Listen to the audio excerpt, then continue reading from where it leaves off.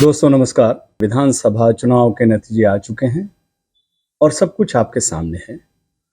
उन नतीजों के बारे में आगे विस्तार से चर्चा करूंगा, लेकिन अभी मैं आपको एक तस्वीर दिखाना चाहता हूं और गौर से इस तस्वीर को देखिए।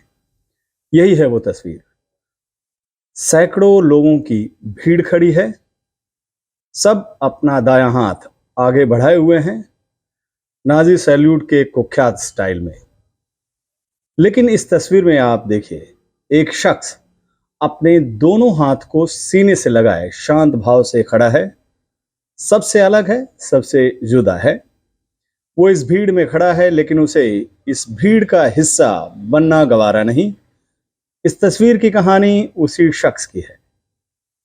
उस शख्स का नाम था ऑगस्ट लैंडमेसर। ऑगस्ट लैंडमेसर। यहां आपको यह भी बता दूं कि यह तस्वीर ली गई थी सन 13 जून 1936 को, लेकिन दुनिया की नजर इस तस्वीर पर पड़ी सन 1991 में 22 मार्च को। पूरे 55 साल बाद 55 साल बाद दुनिया ने इस तस्वीर को देखा।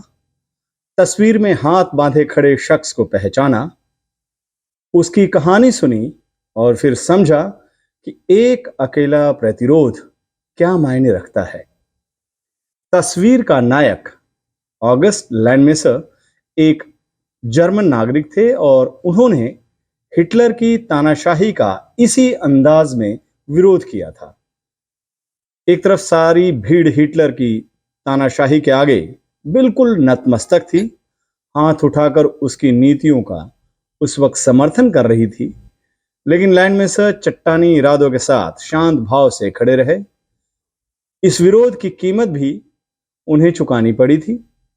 उनकी यहूदी प्रेमिका इरमा जेल में बेटी को जन्म देने के बाद गुम हो गई। खुद लैंडमेसर का आखिरी वक्त में पता नहीं चला और उनकी ये कहानी भी सामने आ पाई उसकी बेटी इरना की बदौलत, जिसने साल 1991 में एक किताब में अपने पिता के साहसिक प्रतिरोध को दुनिया के सामने पेश किया। 22 मार्च 1991 को द टाइम्स ने पहली बार लैंडमेसर का कहानी के साथ इस तस्वीर को प्रकाशित किया और तब दुनिया ने जाना कि जब पूरा जर्मनी हिटलर शाही के रंग में रंगा हुआ था, तब एक शख्स ऐसा भी था जिसने अपना हाथ तानाशाही की सलामी में नहीं उठाया था।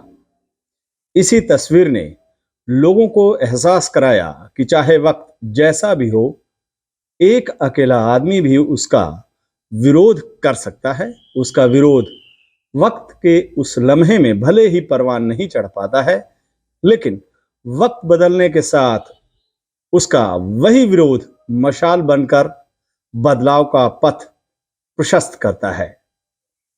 ऑगस्ट लैंडमेसर की ये कहानी और उनके प्रतिरोध यानी विरोध की ये तस्वीर खास तौर पर उन लोगों के लिए है जो 5 राज्यों के विधानसभा चुनाव के नतीजों के बाद थोड़े निराश हैं, थोड़े परेशान हैं और थोड़े हताश भी हैं। मेरी ये अपील है कि वो लैंडमेसर की इस कहानी को पढ़ें, इस तस्वीर को गौर से देखें, साथ ही इस बात को याद रखें कि रात जितनी घनी और अंधेरी होती है, सुबह की किरण उतनी ही ज्यादा उजली और रोशन होती है। नमस्कार।